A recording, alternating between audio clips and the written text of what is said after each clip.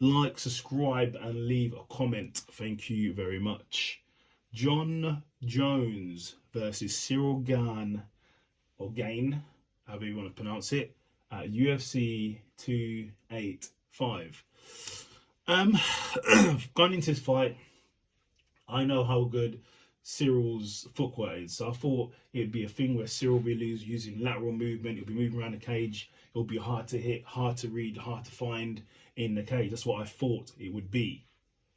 With Jon Jones, I know Jon Jones for a fact. It's best for him to utilize his wrestling. Going against an elite kickboxer like Cyril Gane, and he has knockout power, which he proved against Tai Tuivasa. It would have been a dangerous, not a coin flip, but it's still a dangerous thing to go against Cyril Gane one-on-one, standing up for 5 rounds. So obviously I knew Jon Jones was going to resort to the wrestling. He is a wrestler. He's been training wrestling. And if you're training with Henry Cejudo, you're training wrestling, period. With striking as well, great technique, but you're training, period, wrestling as well. And that's his bread and butter. Wrestling is his bread and butter. So that's what I thought. I predicted that Jon Jones would win the fight. And in the fight lasted about 2 minutes. So they started engaging. The first thing that was thrown in the fight was a low blow by Cyril Gane to Jon Jones. So the fight was paused for a little bit. Jon Jones got his bearings back, and then it started going at it. Jon Jones was landing some jabs and some punches. Cyril Gane was firing back with some kicks and punches as well.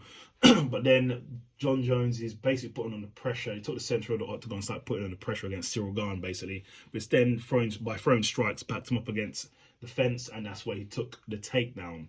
So he got the takedown. He was transitioning through the takedown. So I thought Cyril Gane would get back up, but I wasn't actually able to get up. Jon sort of stacked him up and started landing punches. Was going for the neck, but he didn't get the neck at that point, so he started landing a few punches. Then transitioned again and has had like a guillotine. But I didn't think he had it on tight. But when you actually look at the replay, he had it on super tight, was super deep, and got a tap. He got a tap in the first round in about the first couple minutes.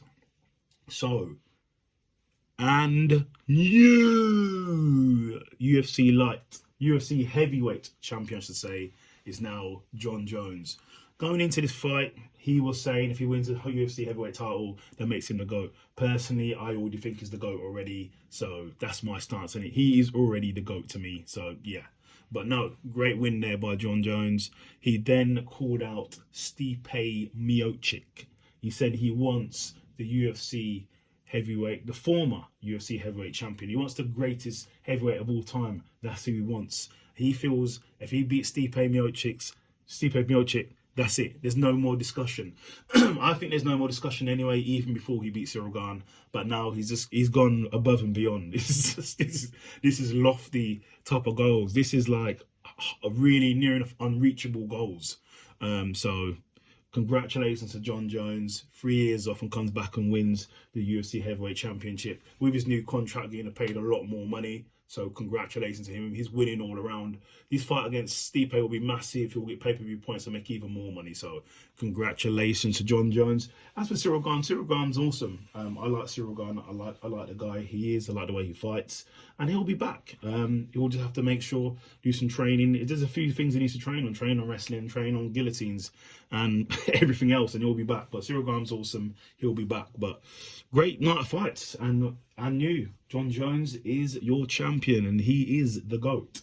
Like, subscribe, and leave a comment. Thank you very much.